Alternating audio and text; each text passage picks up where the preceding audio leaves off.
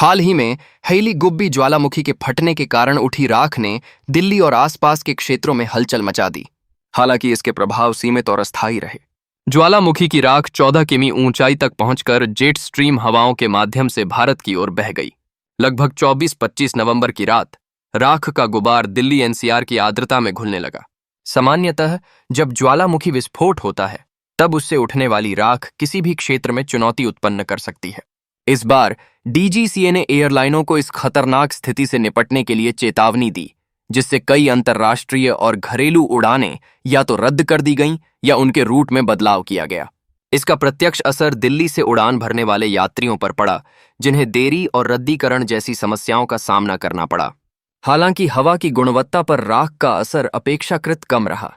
विशेषज्ञों के अनुसार चूंकि यह राख 25,000 से 45,000 फीट के ऊंचाई पर स्थित थी, जमीन पर हवा में प्रदूषण का स्तर गंभीर नहीं था।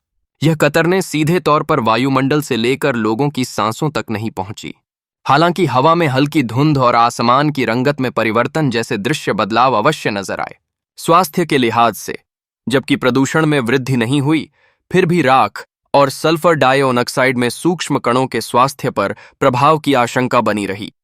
खासकर जो लोग पहले से ही सांस की बीमारियों का सामना कर रहे हैं, उनके लिए बाहर जाते समय सावधानी बरतने की सलाह दी गई। फिलहाल मास्क पहनने और खुली हवा में अधिक समय न बिताने का सुझाव दिया गया है। संक्षेप में, हेली गुब्बी ज्वालामुखी के फटने का असर दहलाने वाला था, लेकिन यह निश्चित रूप से धरती के सतही वायु में गंभीर प्रदूषण की स्थिति नहीं बनाता। इसका सबसे बड़ा प्रभाव एविएशन क्षेत्र में था और दृश्यता में कुछ परिवर्तन के साथ जनता की चिंताओं को बढ़ा दिया। आगे भी वैज्ञानिक आंकड़ों के आधार पर संभावित प्रभावों का विश्लेषण किया जाना आवश्यक है।